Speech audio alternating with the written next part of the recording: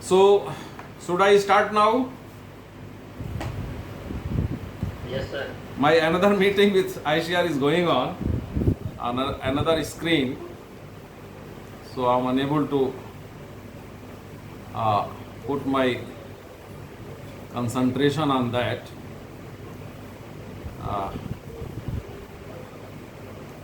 So I think I should start. Let them continue.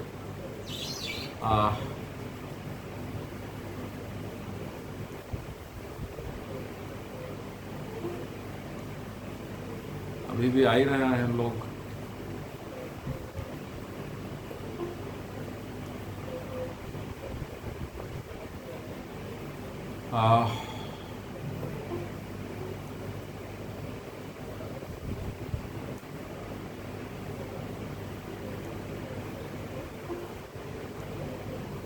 आकाश, वो देख लो ये ठीक से वो कर रहा है ना.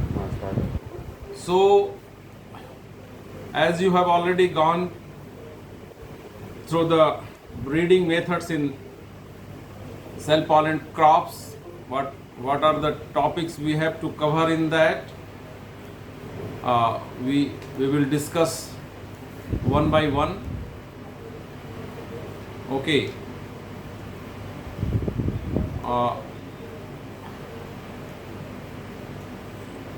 एक दो आदमी बता दो हमारी आवाज जा रही है ना. Yes sir. और एक बात और बता दो कि पिछला क्लास का और आगे भी आने वाले क्लास को हम YouTube पे डाल दे रहे हैं. Any objection to all of you? No sir. Are you being benefited of that? Yes, sir. कि आपका इंटरेक्शन आपको मैं डाल दे रहा हूँ YouTube पे देखने के लिए, so that others should also get benefit of it, out of it, those who are absent today, likewise in further coming lectures also. So is it okay to all of you, or there is some problem? If you feel, let me know. ठीक है, आप सभी लोगों को कोई दिक्कत नहीं है, उसको मैं अपलोड कर देता हूं. चलेगा? हाँ या ना? Yes sir. सभी बोलो हाँ या ना. उसमें चलेगा या अच्छा है या दौड़ेगा, क्या होगा? दौड़ेगा. Okay, then it's all right.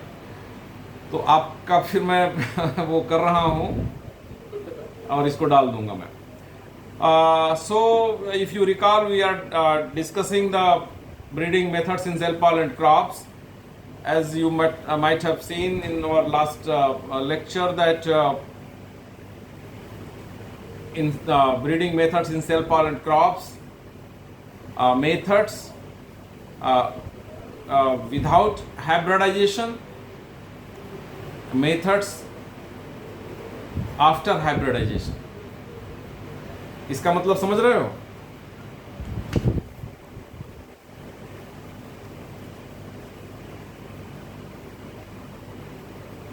Shanu Gangwar, methods applied without hybridization.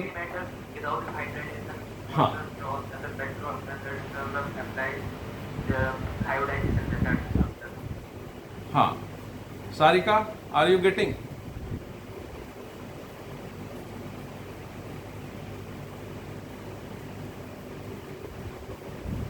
Sandeep,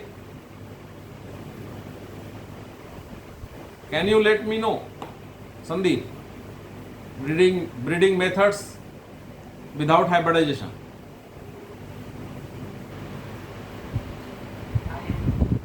hello Sandeep, जोर से बोलो.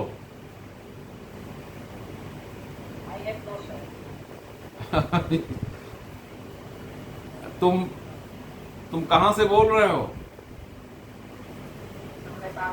हैं? नेपाल से. तुमको कोई आइडिया नहीं है breeding methods without hybridization in self pollinate crops? पिछला क्लास, जोर से बोलो ना, पिछला क्लास नहीं किए थे?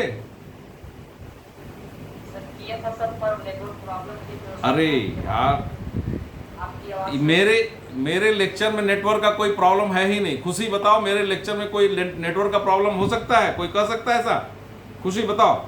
नहीं खुशी सर, मेरे- नहीं, let me ask from the खुशी। खुशी, यस सर। मेरे लेक्चर में किसी तरह का कोई कह सकता है कि नेटवर्क प्रॉब्लम है? तुम तो अपना भी अभी जो ये चल रहा है, किसी समय, किसी दिन, किसी रात, कभी भी, कहीं भी ऑन कर लो, मैं बोलता दिखाई दूंगा। ऐसा नहीं है।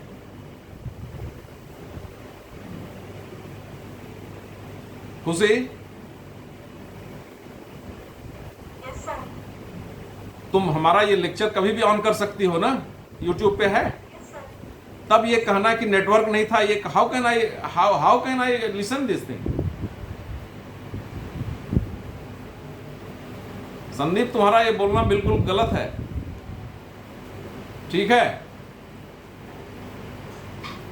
और कोई बताए? हाँ, और कोई बताए? Saumya, breeding method self pollinate crops, Sir, बोलिए। can you please repeat? Breeding methods in self pollinate crops without hybridisation, without hybridisation. Sir, mass selection and pure line. ये तो बताएगा था ना पिछले क्लास में। Yes, sir. यस, अब इसमें इंटरनेट की क्या प्रॉब्लम है बताओ? Is there any problem of internet? अरे No, sir, there is नहीं पढ़ने का मन है, नहीं इंटरेस्ट है, दैट इज डिफरेंट थिंग। लेकिन ऐसे मत कहो कि इंटरनेट का, वो भी हमारे क्लास में, हमारे लेक्चर में इंटरनेट का प्रॉब्लम। आप रात में 12 बजे ऑन कर लो, ये जो लेक्चर चल रहा है अभी 12 बजे शुरू हो जाएगा रात में। जब ऑन करो, जहां ऑन करो, शुरू हो जाएगा। देयर इज नो प्रॉब्लम, ऐसा नहीं बोलो। So breeding methods in self pollinate crops. Self pollinate crops आप लोग जान रहे हो, majority of the crops are there which you are using. Say for example rice, wheat, green gram, Bengal gram, barley, many crops are self-pollinated. How you are handling them? So we will start one by one. The one is mass selection. कुछ copy किताब भी लिए रहा करो, जो हम ये पहले इंट्रोडक्टरी लेक्चर देते हैं उसको अपने नोट कर लिया करो। बाकी जो यूट्यूब पे हमने लेक्चर दिया उसको अपना बार बार पढ़ सकते हो, उसमें कोई दिक्कत नहीं है। So breeding methods in self pollinate crops में वो तब हम यूज करते हैं when you are having the variability. Variability, you know that how variability is coming to your population, whether it is pure line, whether it is anything. Okay, of course we have discussed that in pure line there is no variability, heritable variability,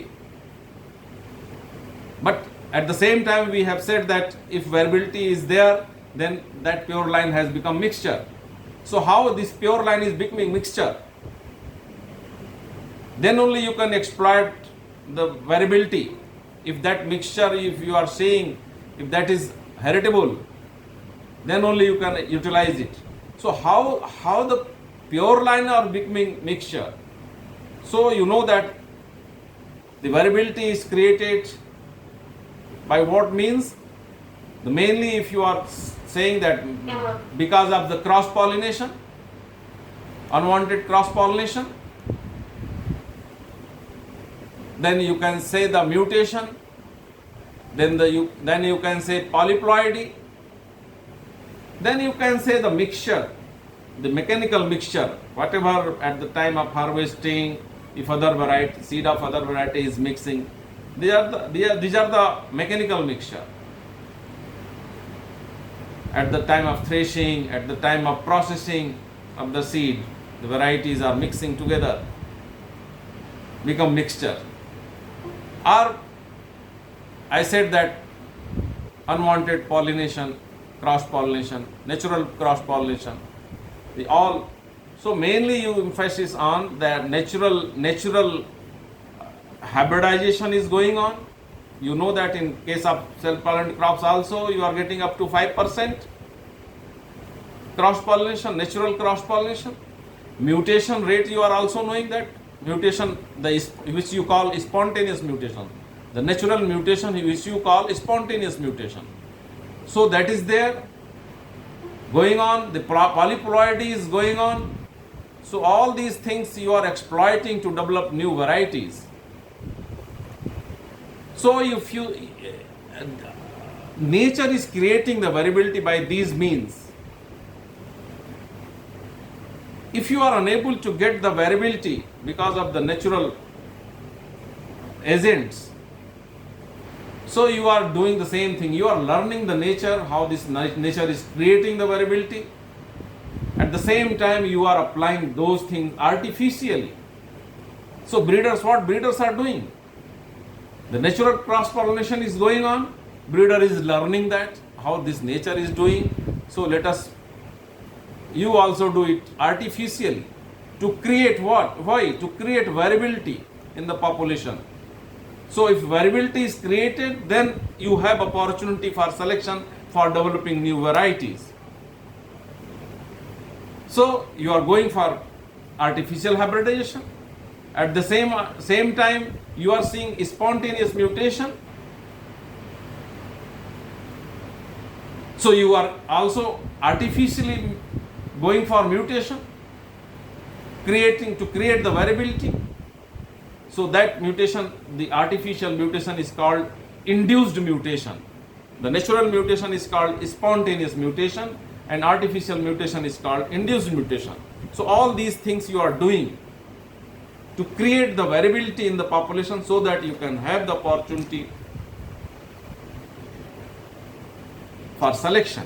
If you don't have opportunity for if you don't have variability in your population, you don't have opportunity for selection, for developing the varieties. तो आपको create करना होगा. लेकिन पहला हम step ये बता रहे हैं कि आपके पास मान लीजिए कि वेरिएबिलिटी है, आपको क्रिएट नहीं करना है, गॉड ने, नेचर ने दे दिया है वेरिएबिलिटी आपके पॉपुलेशन में, then you start selection directly. तो सिलेक्शन विदाउट हाइब्रिडाइजेशन, और जब पॉपुलेशन में वो वेरिएबिलिटी खत्म हो गई है, आपके यूज करने लायक नहीं है, then you start artificially creating the variability as I have said in that way. तो अभी हमें पढ़ना है कि कैसे, how we are going for selection without hybridisation. In self pollinated crops में हमने कहा कि मास सिलेक्शन है और प्योर लाइन सिलेक्शन है.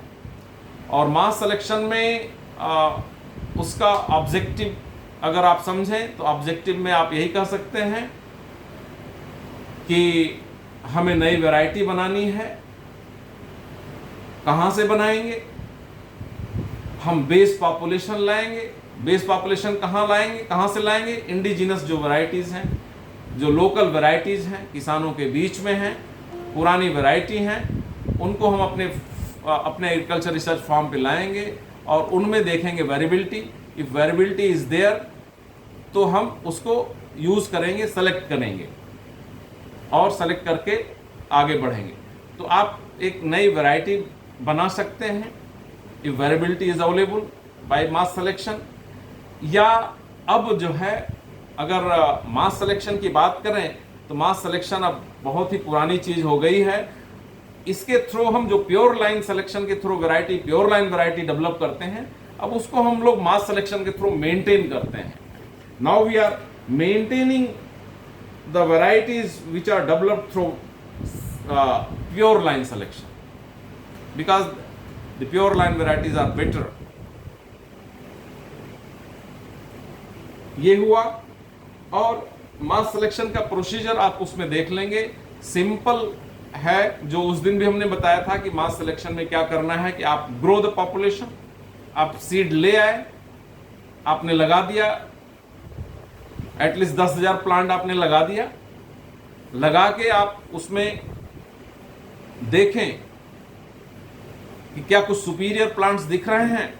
तो मास सिलेक्शन में यह है कि सुपीरियर प्लांट्स जो भी आप सेलेक्ट करें, कई पौधे ऐसे एक जैसे दिखाई जो देंगे, उनको सेलेक्ट करते हैं. और बहुत सारे पौधे सेलेक्ट करके नंबर आपको हमने बताया है वीडियो में, आप देखेंगे. उतना प्लांट्स कि टैगिंग कर दीजिए कि यस ये सभी पौधे एक जैसे ये पौधे दिख रहे हैं एक जैसे और ये सुपीरियर हैं, these plants are superior and similar to each other. आप ये मान के चलेंगे कि इन पौधों से हम एक नया वैरायटी बनाने जा रहे हैं। अब उन वैरायटीज को हम उन प्लांट्स को हम हार्वेस्ट करते हैं बल्क में एक जगह और उस सारे सीड को एक जगह बल्क कर लेते हैं और फिर अगले साल हम स्टेशन ट्रायल में लगाते हैं। स्टेशन ट्रायल क्या हुआ? स्टेशन ट्रायल ये हुआ कि अब उस वैरायटी को अब आप एक वैरायटी मान के चलेंगे। वैरायटी तब तक नहीं होगा जब तक रिलीज नहीं होता। हम इसको एक नया जीनोटाइप बोलते हैं, एक नया जीनोटाइप मानकर चलते हैं और जो हमारी पॉपुलर वैरायटीज हैं, जो कमर्शियल वैरायटीज हैं, उनके साथ हम अपने फील्ड पे अगले साल लगाएंगे। जब सिलेक्शन हो गया और आपने हार्वेस्ट कर लिया, फिर हम अगले साल से उसकी टेस्टिंग करेंगे। पर्टिकुलरली पहले हम यील्ड की टेस्टिंग करेंगे और सारा टेस्ट और क्वालिटीज़ और डिजीज रेजिस्टेंस और सारी चीज़ें, tolerance to biotic abiotic stress, सब सारा करेंगे। लेकिन मेन हमारा ऑब्जेक्टिव है यील्ड का, हम वो करते हैं। और वो जो चेक वैरायटीज़ हैं, चेक वैरायटीज़ आपका zonal variety, local variety, national variety, सारा जो पॉपुलर वैरायटीज़ हैं सभी उसके साथ लगाते हैं और रेप्लिकेशन में लगाते हैं। ऐसा नहीं कि एक बार लगा दिया एक ही बार में, तो कहीं फील्ड की वेरिएबिलिटी यहाँ से उधर चला गया, यहाँ ज़्यादा फर्टिलिटी है उधर लो फर्टिलिटी है, तो फिर एक बार में आपने यहाँ से वहाँ तक लगा दिया तो पता लगा कि जो खराब वैरायटी थी अच्छे फर्टिलिटी लेवल पे पहुँच गई और उसने यील्ड ज़्यादा दे दिया। तो ऐसा हम लोग नहीं करते हैं। हम लोग एटलीस्ट 3 रेप्लिकेशन करते हैं, 3, 4, 5 डिपेंडिंग अपॉन वो स्टैटिस्टिकल वो पैरामीटर देख के हम लोग करते हैं कि कितने नंबर ऑफ रेप्लिकेशंस होने चाहिए। तो उनको हम रेप्लिकेटेड यील्ड ट्रायल करते हैं।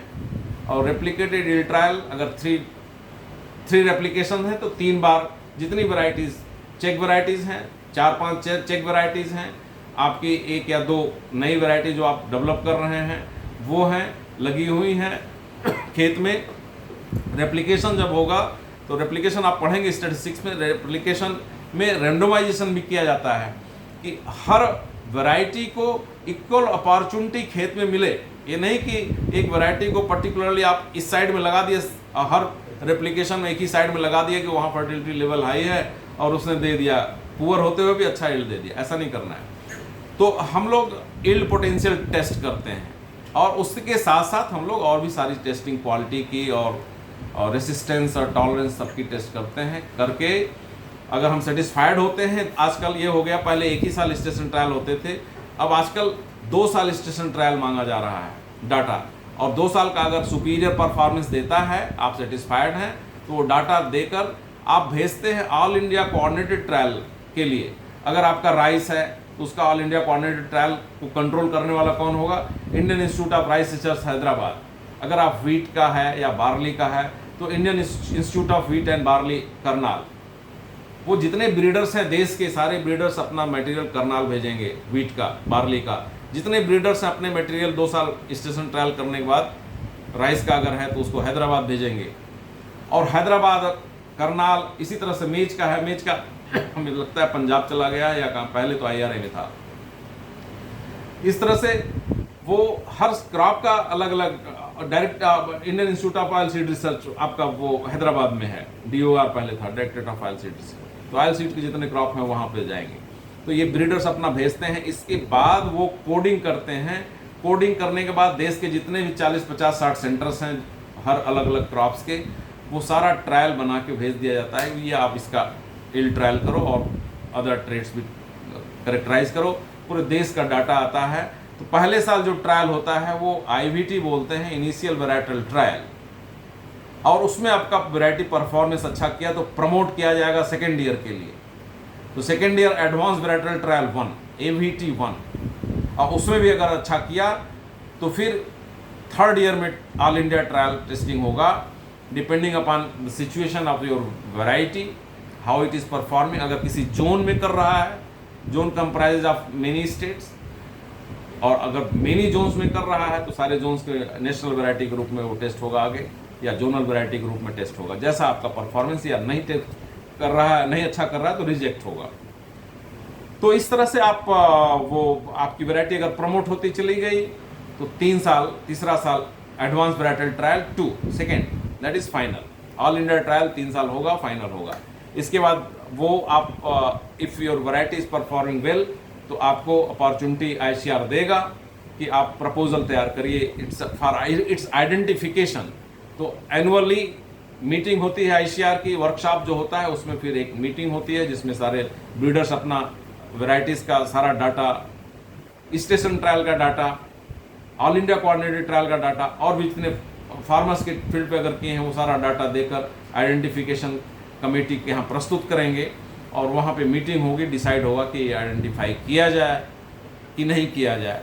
तो जनरली हो जाता है, अगर सारी चीज़ें पैरामीटर्स ठीक हैं तो अच्छी वैरायटी है तो आइडेंटिफाई होता है।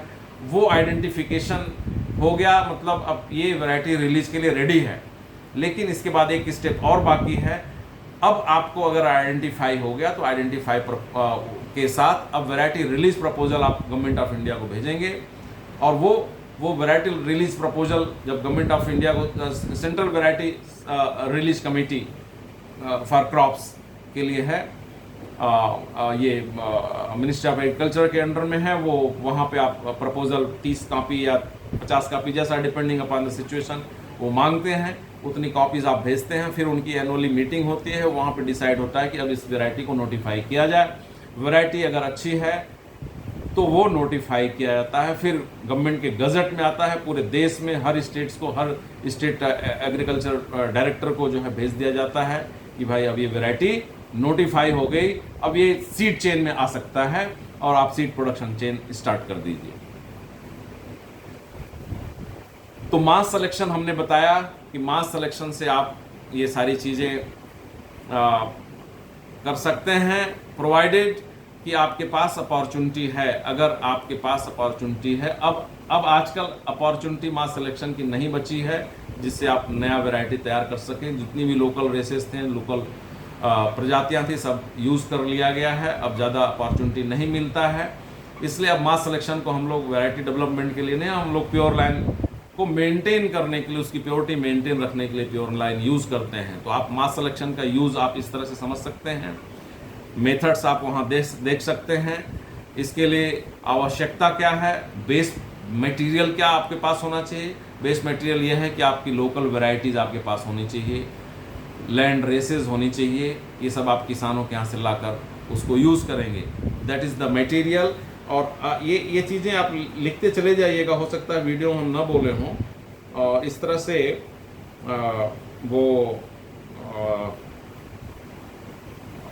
ये हुआ। और मेरिट्स एंड डिमेरिट्स अगर आप देखेंगे तो मेरिट्स एंड डिमेरिट्स शायद हमने डील किया है, उसमें आपको कन्फ्यूजन होगा तो हम लोग डिस्कशन के समय हम लोग हैंडल कर लेंगे उसको, और नहीं होगा तो फिर हम लोग डिस्कशन में फिर से डील कर लेंगे। तो मेरिट्स डिमेरिट्स आप देख लेंगे, अचीवमेंट्स देख लेंगे, यूज़ देख लेंगे, और मेथड देख लेंगे, और आपका आवश्यक क्या चीज़ें, मटेरियल्स क्या चाहिए मास सिलेक्शन के लिए वो आप देख लेंगे। ये सारी चीज़ें आप देखकर वीडियो नंबर, अब आप उसमें चले जाएंगे, लिख लीजिए 15 मिनट का, इसके बाद फिर हम लोग डिस्कस करेंगे। एक वीडियो है mass selection in self pollinated crops, it is of about 15 minutes, more than 15 minutes. इसमें आप स्विच ओवर करें और उसको देख लेंगे, 15 मिनट बाद फिर हम लोग मिलते हैं। Is it okay to all? Yes, sir. चलें? Yes, sir. ओके ओके, उसको देख लीजिए, फिर हम लोग प्योर लाइन सिलेक्शन में चलेंगे, ठीक है? हाँ, या यू कैन स्टॉप।